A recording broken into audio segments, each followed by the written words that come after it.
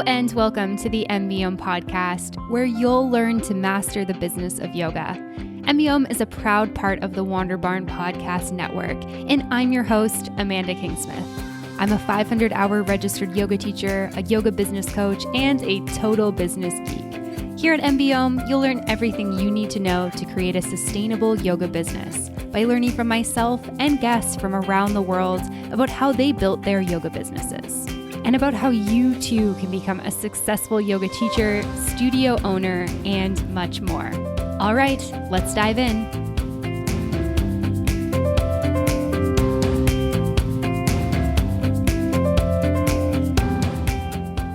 Hello, everyone, and welcome back for another episode of the M.B.Om podcast. I am very excited that you are joining me for today's episode of the show. This episode of the podcast is brought to you in part by OfferingTree. OfferingTree is your one-stop shop for all things website, digital marketing, and building and expanding your business. I've been working with OfferingTree for a long time now, and it's been so amazing to see how they've been able to grow their platform and really meet the needs of yoga teachers and wellness entrepreneurs. So if you've been looking for a platform where you can just have one password, one payment, and do pretty much everything you need in your yoga business, OfferingTree might be for you. I'm going to tell you more about them later, but we do have a special discount over at offeringtree.com/MBM. So make sure you go and check that out. This week on the podcast, I am thrilled to be joined by Stephanie Fowler. Stephanie and I have known each other for a long time. She took a course with me back in 2018, so we've known each other for 3 going on 4 years. And she's a yoga teacher who works with middle-aged women to help them feel good in their bodies and minds. And in this episode of the podcast, Stephanie shares her journey going from being a high school teacher to a yoga teacher, and how she prepared for retiring from one career and moving into another. And then she also shares the process of how she created her business, how she discovered her niche after, some trial and error of trying to figure out what exactly she wanted to do. She shares what she offers as well as how she's found a niche that she loves and everything that she's learned along the way. So lots of goodness in this episode. I was really thrilled to have Stephanie on the podcast because I've been watching her journey over the last couple of years, and she's just such a beautiful example of a yoga teacher who's really embodied learning about yoga and business and all the things she's interested in, and has just been, working towards figuring out what she's excited about in her business. And at the end of the day, of course, we want to make money and we want to have sustainable incomes, but we also want to have fun and really love our business. So this is a really awesome episode. I hope you enjoyed it as much as I did. And without further ado, here is Stephanie. Welcome to the podcast today, Stephanie. I'm really excited to have you here with me today. Thank you. I'm so glad to be here, Amanda. Thank you for having me on. Yeah, for sure. I feel like this is long overdue that we're actually, have our mics out and recording something, because you and I have known each other for quite a while. And it's been so cool. Like I was telling you before we hit record, just to see like your whole business journey, which I know we're going to get into. But maybe can you start by telling listeners where you're joining us from today? Oh, absolutely. And yes, I'm so glad we're meeting through this conversation. We've known each other, like you said, for, I guess about 3 years, which I know we'll talk about. So I am joining you from Atlanta, Georgia. Your listeners and you yourself might hear that Southern accent coming through from time to time. And I'm born and raised and still continue to live in the Atlanta area. Amazing. A city that is near and dear to my heart. And of course, an accent that is near and dear to my heart as well. And I'd love to hear a little bit about your journey with yoga, like how you got into yoga and then what inspired you to become a yoga teacher. Oh, absolutely. I actually first got my start in yoga from my stepmother. My mother had passed away from ovarian cancer when I was 11. And so when my stepmother came into the family, I was a preteen. So, you have to kind of get to know each other, fill each other out. And what was so cool was that she said, hey, why don't we just come into the bedroom and turn on the TV? And of course, this is back in the early 80s. So you can imagine the rabbit ears and, you having to go up to the TV to change the channel and the volume and all of that. And anyway, she just introduced me to yoga. There was a 30-minute program that was on public stations. And Richard Hittleman was the yoga instructor's name. And he had these ladies that he would help work through poses. And they had these solid, unitards on that were all solid colors and bouffant hairdos, just the whole 9 yards. So you can just imagine the 70s scene that was. But that started my love of yoga way back then. And I ended up kind of doing what you always do when you go into high school and you go into college. You kind of just focus on more socializing or academics, and you just kind of leave some things away and they go by the wayside. And that's what happened with yoga. But I was reintroduced to it, as we were talking off air, when my daughter was born. And I felt like I just needed a little bit of reconnecting with myself, and maybe a little bit of that me time that we always talk about. And I just started thinking, well, I sure did like yoga. And we did have a yoga studio near my house at the time. And I just went to that class and was shocked that the yoga teacher was like, oh, wow, that was a great half crescent moon that you did. And I'm thinking, no, it wasn't. You're always so self-critical of your own body and the way it moves. But that was nice of her to say. And I thought, oh, that's great. So all of that just got me back in to yoga. So that's how my start with yoga was. And then I just kind of did it on my own. I might have found something here and there on YouTube. That particular yoga studio I went to had closed down. So I, honestly, being on the south side of Atlanta, did not have any other yoga studios around within what was a good distance for me to travel with a young child and, so forth. So I just did things on my own. But I lucked into teaching yoga in a wonderful way, and it could not have been better for me. I am a career teacher. I retired fall of 2019 from 30 years as an educator here in the state of Georgia. And before I retired, our county had this big initiative that they were pushing, and it was about personalized learning, which is, kind of a buzzword with the educators. But the idea is to not just have the same old curriculum that you do have to have, but trying to take that and personalize it for each and every student. The school that I was at the time was what we call an alternative school. So it was a school where kids may have done something they weren't supposed to do at their regular school. So you can let your mind wander on what that could possibly be. And they were not able to stay at that school. And they had the option to either work from home or they could come to our school. So you can imagine we had a lot of at-risk youth that were in our school. We taught middle school and high school. And I had started middle school, but then I ended up merging over to the high school. And during that time frame, with that countywide initiative my county had on personalized learning, I was asked to be on the committee for our particular school. And each school could come up with their own plan of what personalized learning looked for their particular student body. And we really felt that we needed to infuse more social emotional learning.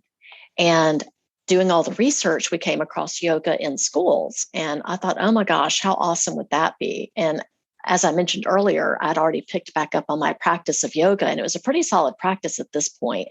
So I went to my administrator, my principal, and she loved the idea. She was very active herself, not necessarily with yoga, but she was a runner, and running can be very meditative in a way. And she really liked that whole idea of just learning stress management techniques and breath work and so forth. So we got approval from the county office. And I'm telling you, you know how it is when the planets align and things are just meant to be and manifestation happens. There happened to be in Atlanta a local yoga studio there had a weekend long, the 15-hour immersion for Yoga Alliance, coursework and so forth, continuing ed. There was one of those 15-hour immersions that was done by, oh my gosh, I can't think of her name, but she was out of Miami, and she was a wonderful teacher. And the topic was at-risk youth and trauma sensitivity and teaching yoga. So it was all of what our school embodied. And I thought, oh my gosh, I have to go sign up for that. So my principal paid for me to go with a couple of other teachers and herself as well. So there were 6 of us, and we had the most eye-opening, just wonderful time learning, doing all kinds of things. And then I bravely unrolled my bright pink yoga mat in front of my classroom, got the desks out of the way, and I taught yoga. I will never forget that first session. I had 6 girls in the class, and we just had a great time. So I taught high school boys and girls, but not together because of hormones.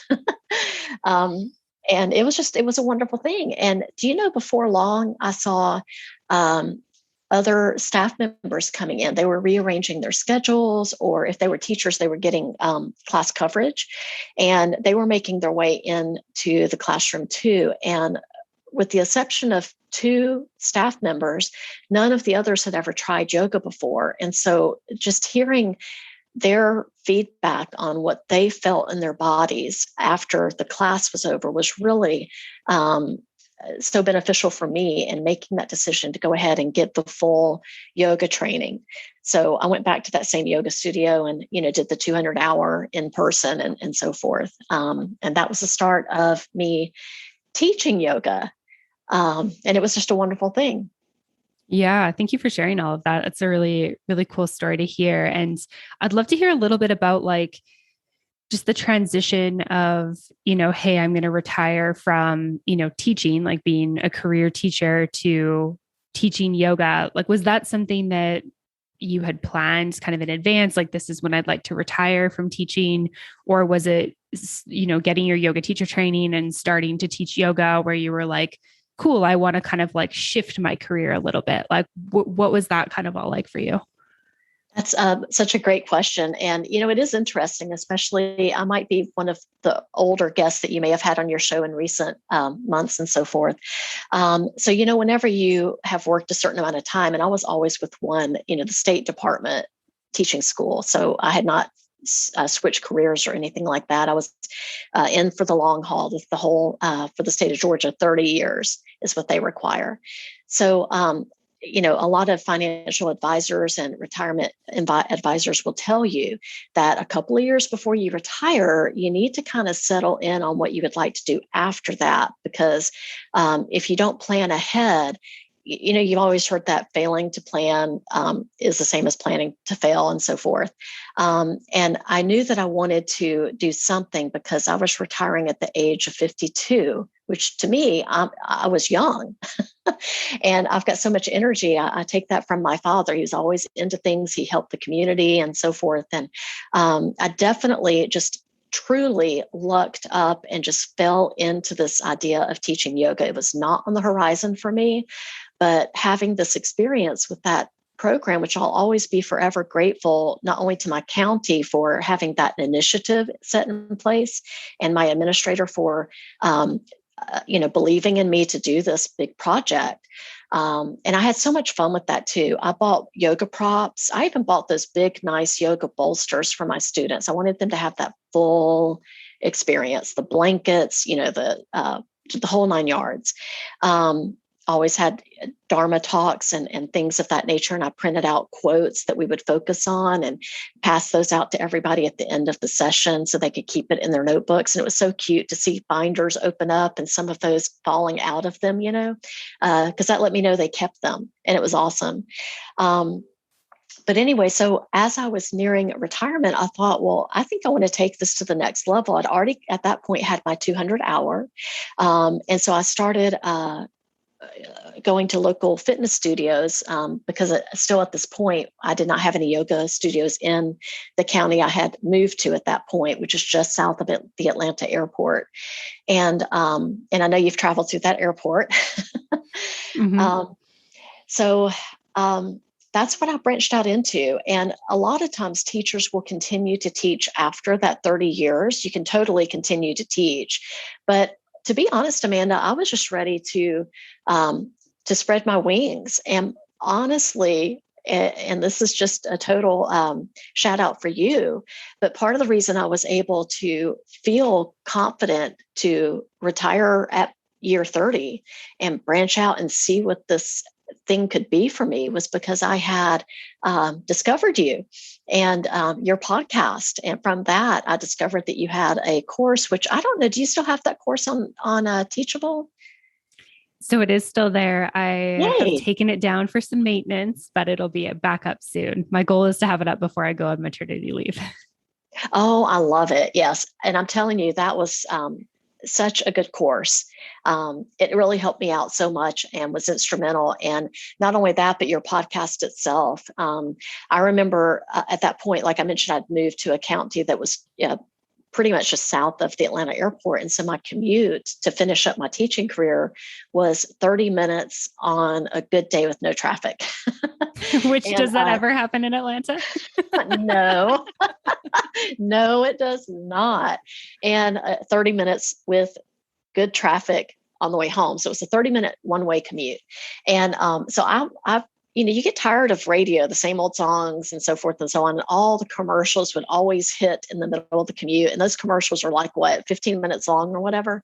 So I discovered the love of podcast. And because I was newly finishing up my teaching training with yoga, I thought, I wonder if there are any podcasts about yoga or maybe teaching of yoga, that type of thing.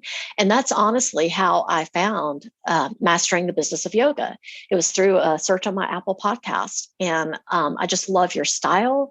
I love the variety of things. I mean, I'm telling you, I can remember learning about MailChimp and learning about this thing called an email list, from 4 years ago. I remember learning just so many things. And I even remember you talking about a funnel. And it's like, what on earth is she talking about? Something that you might want to pour, a liquid in with. And you're like, what does this have to do with teaching yoga? I know. But then, of course, I found out because I finished listening to the whole podcast.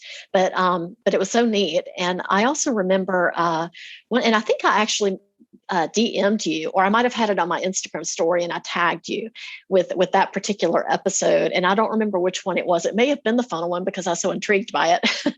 But I remember literally missing my exit, and I was a couple of minutes late to work because I was so engrossed in the topic that you were covering for that particular episode. I love it. That's so funny.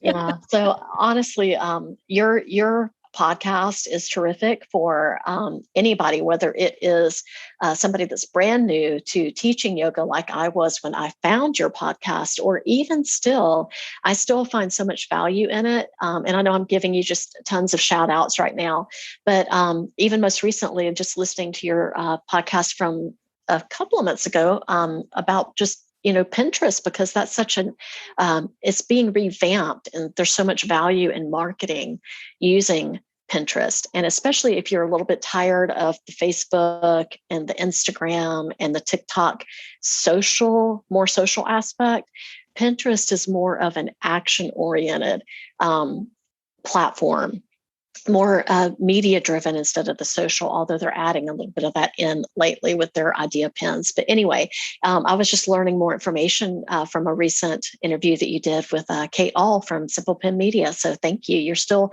providing so much good information for all of us out there.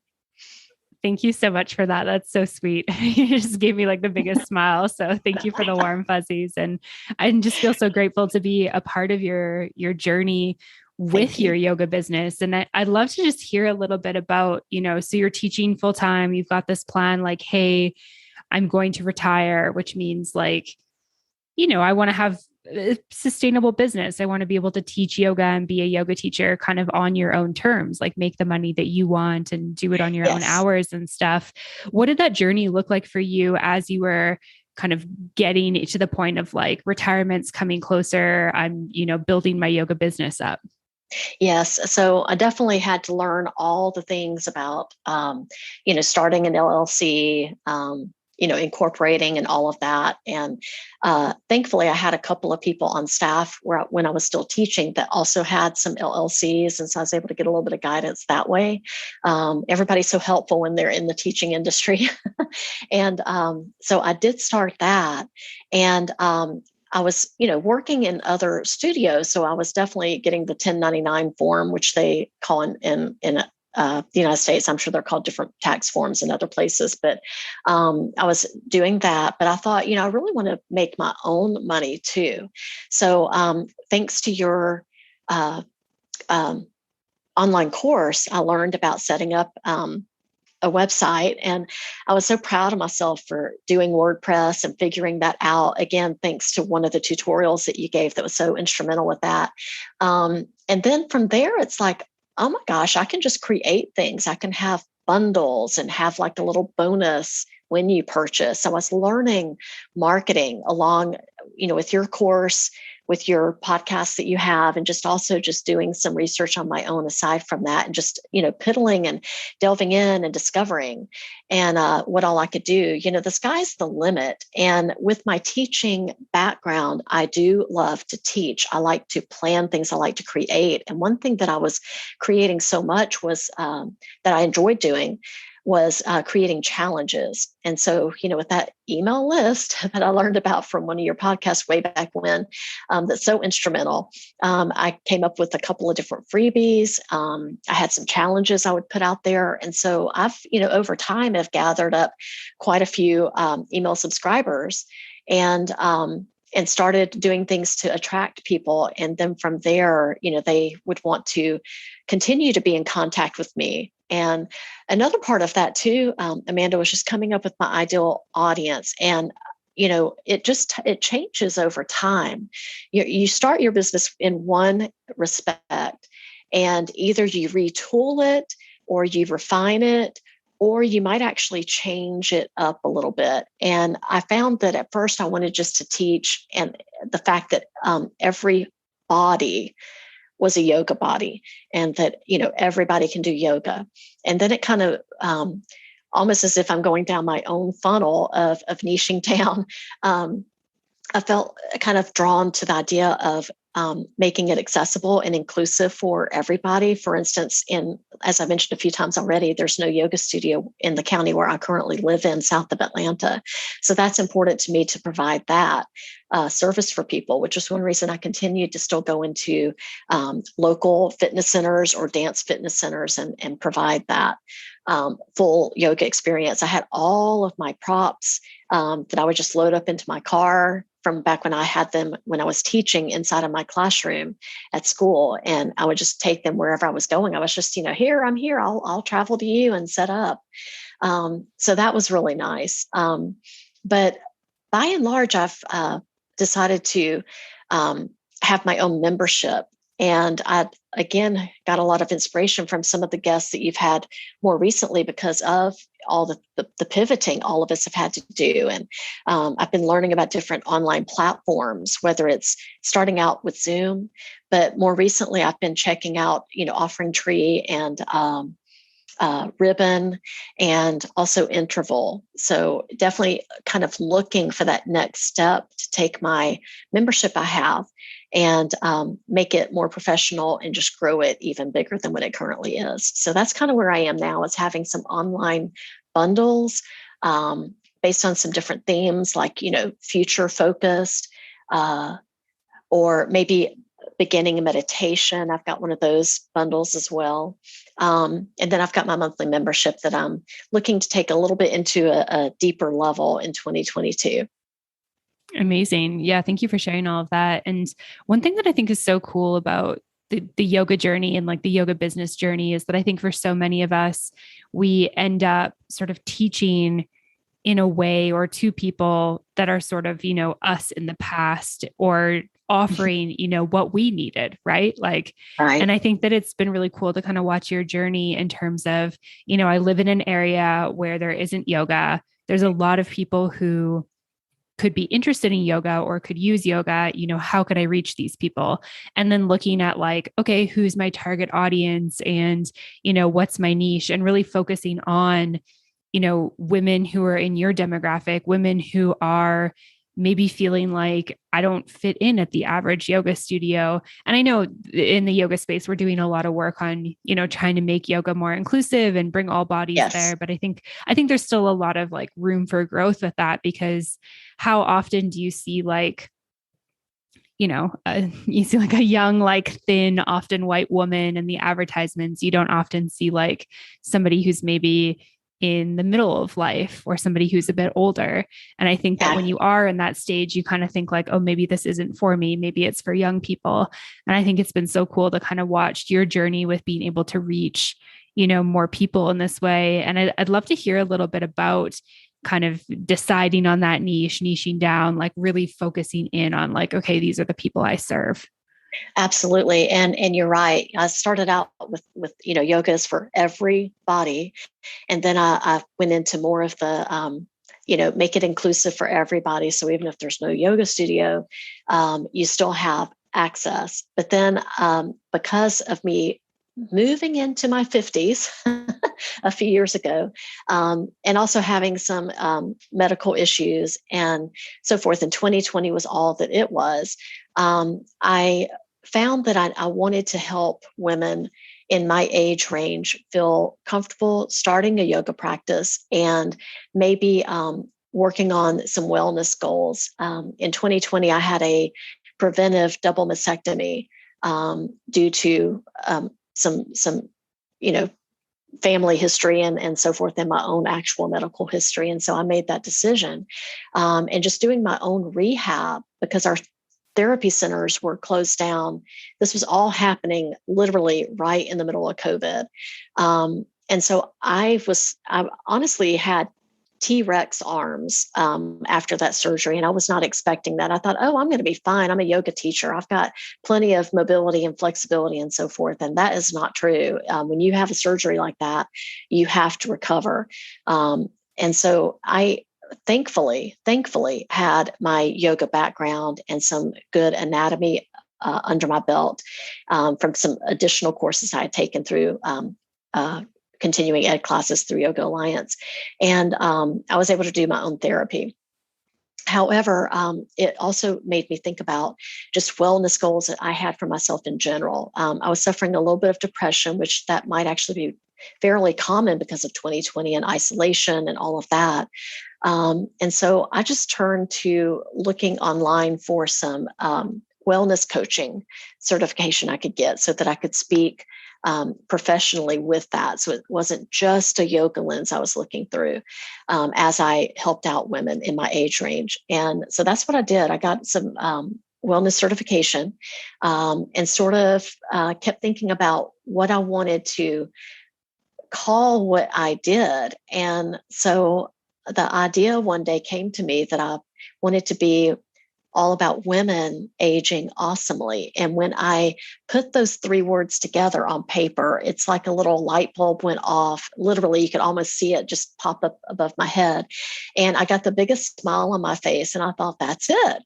So that's what I go by now on all of my social media. It's Women Aging Awesomely. It's Pinterest, it's Instagram, it's Facebook business. And even my podcast is called Women Aging Awesomely.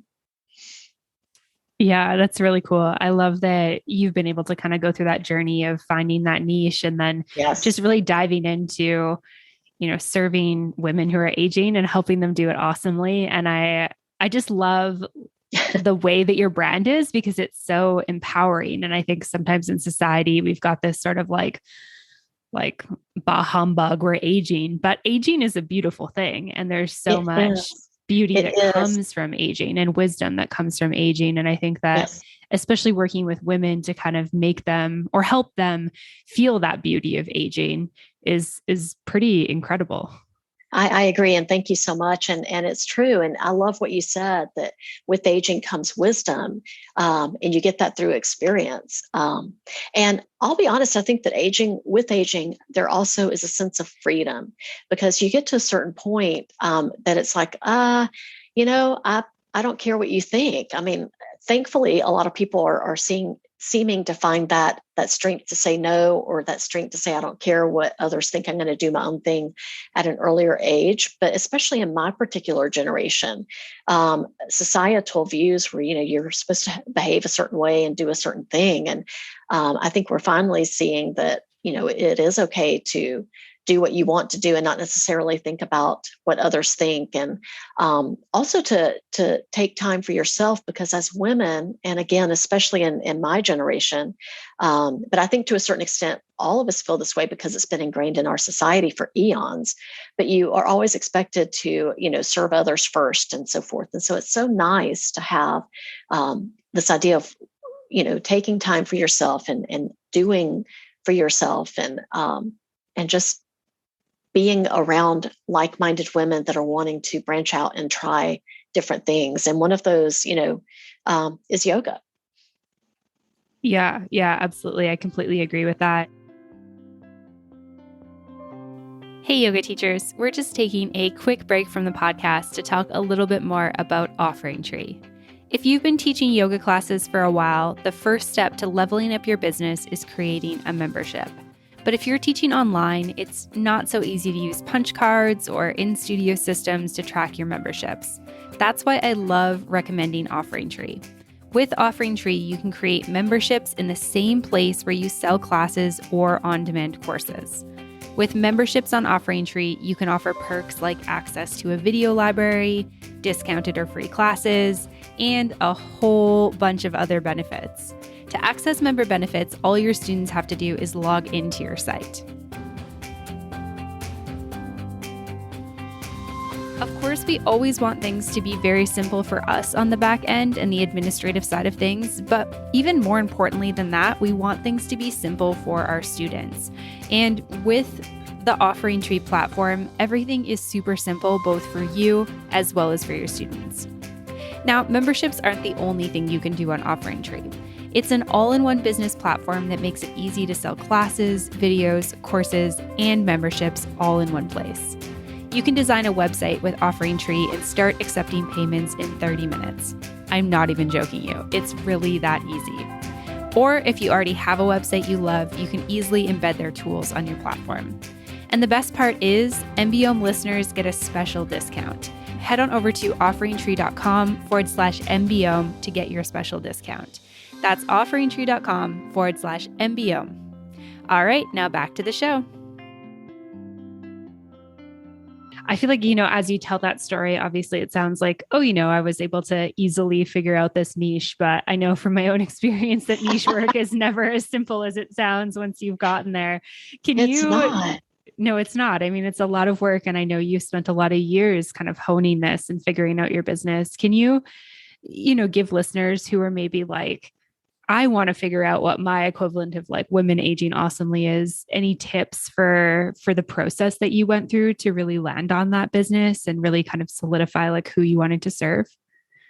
And you're right. I think I have solidified it. I think this is definitely it. I've gone through a few different iterations, as I've mentioned, but this is definitely it. And it was just a continuous process of thinking about just doing a little bit of analytics too, thinking about looking at demographics from either my podcast, although at that point I'd already settled on women aging awesomely, but looking at, demographics on Google Analytics for my website that I had created, in the Facebook group, my Facebook page, what are the demographics of that page? So you definitely, I think, should look at the analytics for things. You can find analytics on Pinterest as well. If you've got a business account or a creator account for Instagram, you've got analytics there. So definitely look into that thing, that aspect of analytics for sure. It's easy enough to set up. It's easy enough to find. And always remember that Google is your friend. You can open up a Google window and just search, how do you find demographics or analytics on any platform? It's easy enough to find if you can't find it yourself, like inside of your app. Yeah, that's a great tip to kind of look at like who's engaging with your stuff and then kind of, go through those iterations. I think too, something that I really love to like observe about people who are kind of going through this niche work. And I know I've got a couple of other yoga teacher friends who have done similar stuff, is just not being afraid to like change your brand or change your business or change your offerings to make sure that it's really like serving you and serving your audience best. And I know you've gone through kind of like, a couple different Instagram names and a couple different, trials of like what you're offering and stuff. And it's just really cool to like watch that happen and to see it kind of evolve. And I think that sometimes we start something and we think, oh my gosh, I'm doing this now, I need to keep doing it. But we're always evolving and our business is going to evolve. And I think it's best to kind of like really step into that power of like who we are and what we want to offer, if that makes sense. Oh, very much so. And, to that point, I recently, my business expense splurge for the year or investment for the year was to have a website overhaul. So I felt like I just cannot do all of the things. And, as entrepreneurs and singlepreneurs, solopreneurs, that's just all that you do. You wear every single hat imaginable.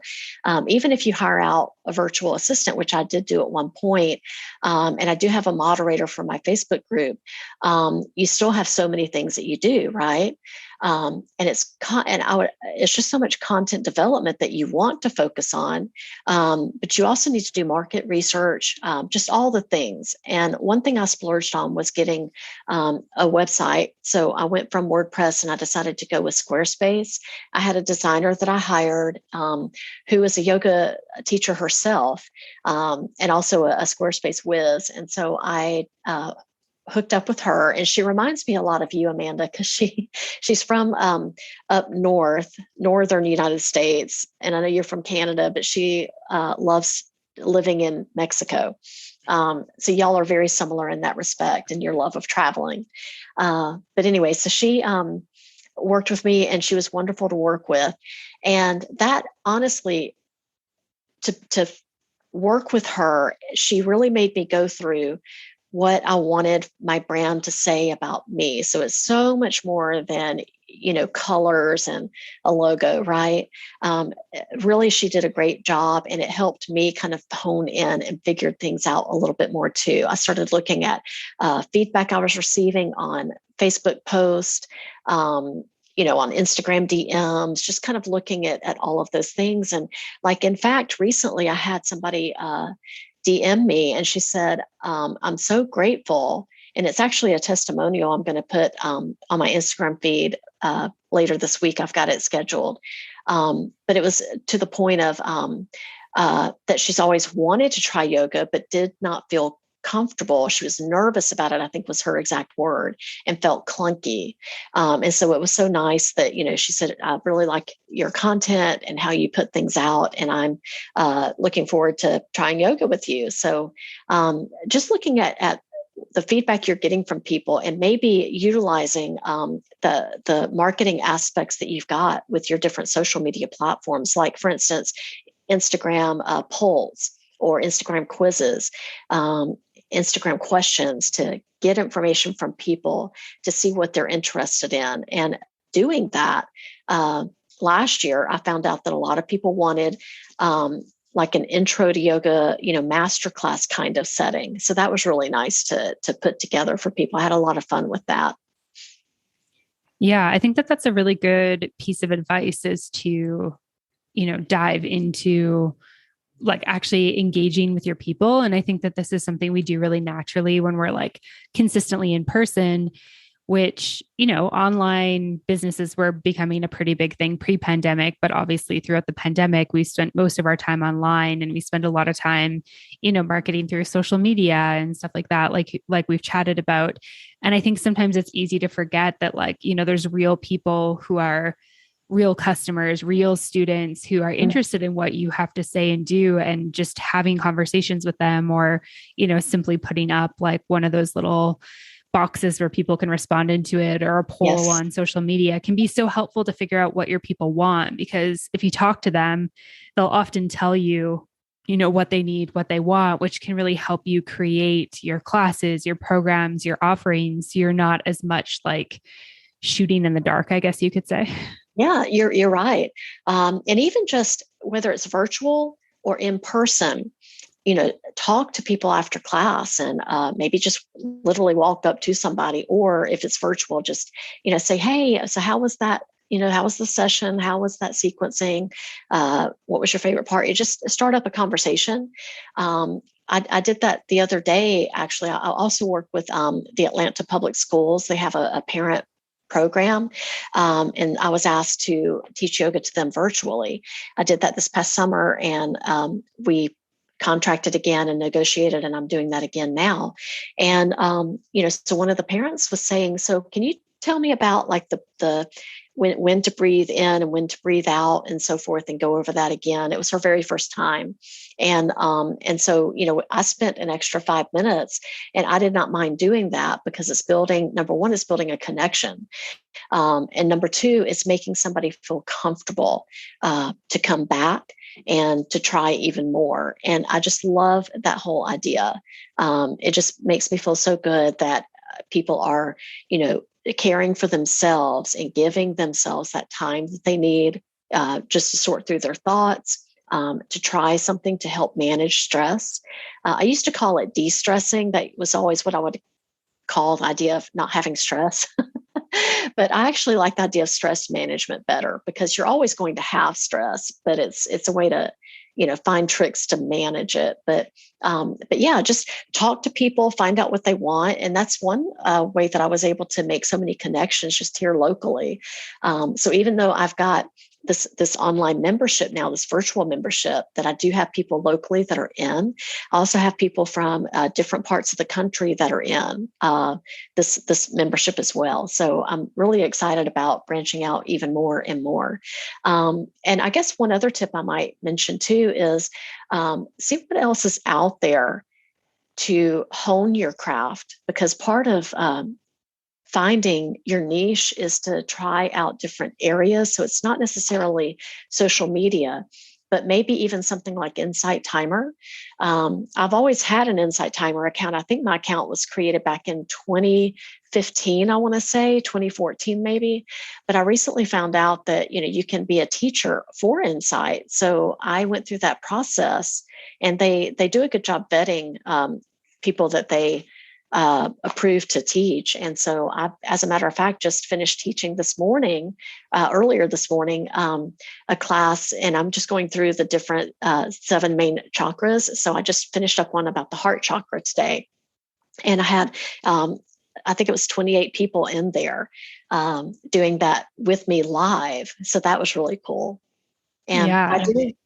by doing that, you find different people, you make different connections, and therefore that might aid you in furthering, further refining who you want to serve.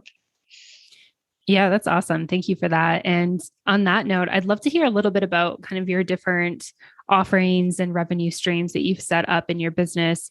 I know you mentioned the membership, but we've also talked about lots of other different things, or you've hinted at lots of other things that you do. Can you kind of walk us through sort of the way you've set up your business and the different offerings that you have and ways that you're bringing in revenue to have a sustainable business? Yes, and it is important to note I do have my retirement, funding and pension and so forth. So I've got that. But I love working, so I'm continuing to work, and I do want to have revenue coming in, because I would like to let this be something that's nourishing for me. And I think as yoga teachers, we often are always thinking about just giving and giving and giving. But I love the idea of an energy exchange and having it be nourishing. So yes, revenue is important. Absolutely. Yes, we can all agree on that. Like the name of your podcast, it is a business, right? So I do like to have different things. I do happen to make with my mom's old sewing machine. It's from the 1960s. It is the sturdiest. It's heavy. It's durable, and I still make. I can still sew on it, and so I do make some eye pillows. So it's very restorative, of course. Although you don't have to be a yoga practitioner to enjoy the benefits of having an herbal scented eye pillow, but I do make those, and I definitely sell quite a few. At pop-up shops locally, where I just rent a table. It's almost like a craft fair, if you will. But also I sell them during Black Friday and the Christmas season, and I sell quite a few of them. So I do make those, and they're for sale on my website. I do, as I mentioned, have some online programs or bundles. I've got so many ideas to do so many more, but currently I've got 2. I've got the membership as we mentioned. And then I also am a coach for another program. So I think it's pretty cool to think about as you go through your entrepreneurial journey. Always, always, always be open to what else is out there. And in being in so many Facebook groups of different yoga teachers, and I'm sure you're in one or two yourself. um, Definitely. Yes, definitely. But you just get in all these different circles, right? I remember going to a business retreat for yoga teachers a few years ago out in Scottsdale, Arizona, and I met so many wonderful yoga teachers, and the host was awesome. The retreat was terrific, and I still have friendships from that one weekend. And so always, batting around ideas and so forth and so on. But anyway, in one of my groups I was in last year with Facebook, I came across this wonderful woman who was starting out in her own entrepreneurial journey. She was leaving corporate. She was a project manager in the civil engineering arena in Washington, D.C. And she left that job and created a signature program for for yoga teachers that wanted to grow their business, as you mentioned, just in a nice, sustainable way. And she was needing at that point help because she wanted to continue growing that program, but she could not do it by herself. So she was looking to hire a couple of coaches along to help her on her team. And one of them was an accountability coach. And I thought, well, gosh, with my 30 years of teaching, especially with my at-risk population of really working with kids to really motivate them and help them get that diploma. Some of them are getting a high school diploma for the first time in their family, like they were the first ones to graduate. That's the type of at-risk population I was working with. And I thought, well, I'll apply for that. So I did. And so she hired me on. And also because my background is in English education, I have a love of words. I've taken 3 different copywriting courses, and just to kind of keep that in mind too, of not just the English with the strictness of grammar and all of that, but also the other side of it in terms of learning how to use words to market, learning how to use words in a conversational way so you don't sound like a book report with every email you send out. And so I also help with copywriting for that program. So that's definitely a nice revenue stream for me as well. And then finally, one thing that I'm really proud of is that wellness certification. So when I work with women in that, entering midlife, it's not just about yoga, which is awesome in and of itself, but it's also looking through it as a wellness lens. So people know what to do. We as adults know what we need to do with our bodies, or we know what we want to do. We have goals. We just don't always manage to reach them because we might be missing that accountability component. So I look at my wellness coaching as, you know what to do. I'm going to help get you there.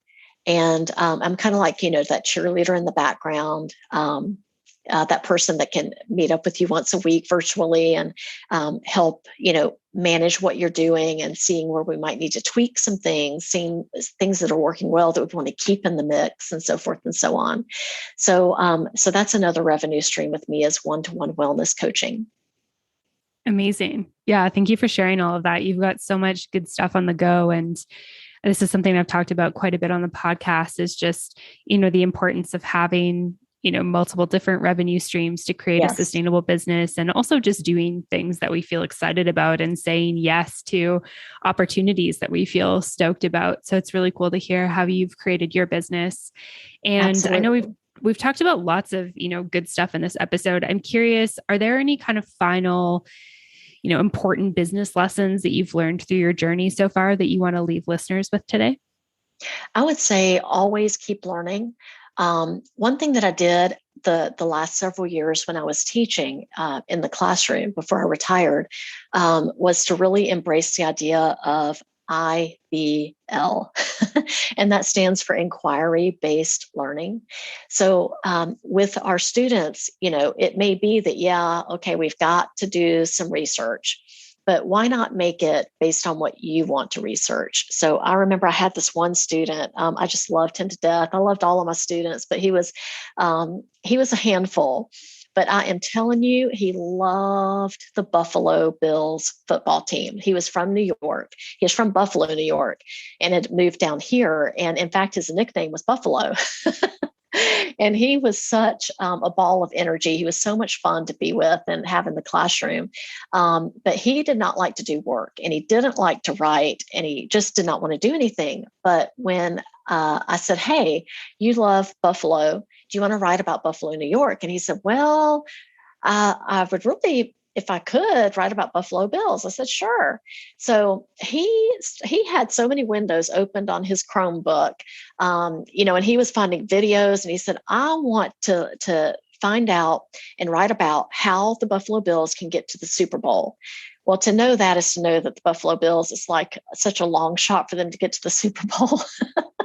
But he was pulling up video of different coaches talking about that. He was finding articles. He found some good statistics, and he came up with a gameplay of how they could get to the Super Bowl. And it was so good. And he had written, several pages out. He didn't type it. He wrote it out, and he was literally showing it off to our principal as she walked down the hall. He flagged her, brought her into the room. He was that excited about it.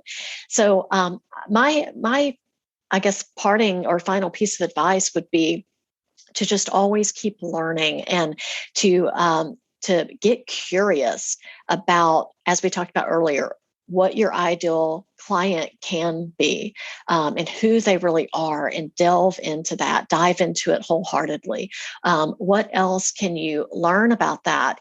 Are you wanting to make a bundle of videos, a collection, and maybe there's something you don't know how to do, because trust me, I'm raising my hand over here, way over here in Atlanta. I so many times did not know how to do something, but I would just open up and go to YouTube University, as I like to call it, and learn about something. So always learn. And just IBL things, inquiry-based learning. Learn how to do something you don't know how to do, because that's going to further the experience for your clients or for your students, whether it's just teaching in a studio still, which is totally fine to do, or if you're actually wanting to branch out and have your own business or your own membership of some sort online. Amazing. I love that piece of advice. So thank you so much for that. And Stephanie, can you share where people can go to find you if they want to learn more about your business, follow along, join you for a class, all that good stuff? Absolutely. So pretty much everywhere except Twitter. Everywhere I am Women Aging Awesomely as my username. Or handle. So, Instagram, Facebook business page, Pinterest. It's all Women Aging Awesomely, even my YouTube channel, Women Aging Awesomely. And, and that's another thing too, I would just say, is to branch out, just try different platforms. And it may be that you decide that one's not going to work for you, and that's fine. Find that one area that you want to focus in on, but sometimes you have to try everything before you settle in on that. So, but yeah, find me at Women Aging Awesomely, and I would love to have y'all follow me and, see what I'm up to, and I will gladly follow back. Amazing. Thank you so much for your time today. This has been such a joy to have you on the show. Oh, thank you so much, Amanda. I really, really, really appreciate you having me on as well. All right, friends, I hope that you enjoyed that episode of the show with Stephanie Fowler. Make sure you go check her out, follow along, see what she's up to. One of the things that we didn't have a chance to talk about in this episode of the show was the power of investing in yourself and your business. And so we tackled this topic in M.B.Om behind the scenes. Stephanie shares how investing has been impactful for her and her business, how she chooses to invest, what types of things she's invested in, what's been most impactful for her, and so much more. So if you want to get access to that, you can head on over to patreon.com/M.B.Om. I also shared last week that we added a new tier to the Patreon, which is just fan of the show. So if you are not wanting to commit to $10 a month and get the exclusive content, but you do want to support the podcast because you've been listening and you get a lot of value out of it, there is a $2 tier over there. So that's at the same link, patreon.com/M.B.Om. Of course, any support that you give the show, I am really grateful for. And a huge shout out to our sponsor for this episode, OfferingTree. Thank you so much to OfferingTree for sponsoring the podcast and for you guys for engaging with them. Make sure you go check them out, give them some love, offeringtree.com/M.B.Om. Thanks so much for listening to this episode of the show, and I will see you next week. Bye for now. Thank you so much for tuning in for this episode of the podcast. To find links, notes, resources, and everything mentioned in today and all episodes of the show, you can head on over to mbomyoga.com. You can find the podcast and myself on Facebook and social media at Mastering the Business of Yoga. And I would love for you to join the private Facebook community, Yoga Business Badasses. If you have any questions, comments, or feedback, please make sure you reach out to me at info@mbomyoga.com. And last of all, if you enjoyed this episode of the show, please make sure you hit subscribe and leave a review for the podcast. It would mean the world. Thanks so much for listening, and I'll see you next week. Namaste.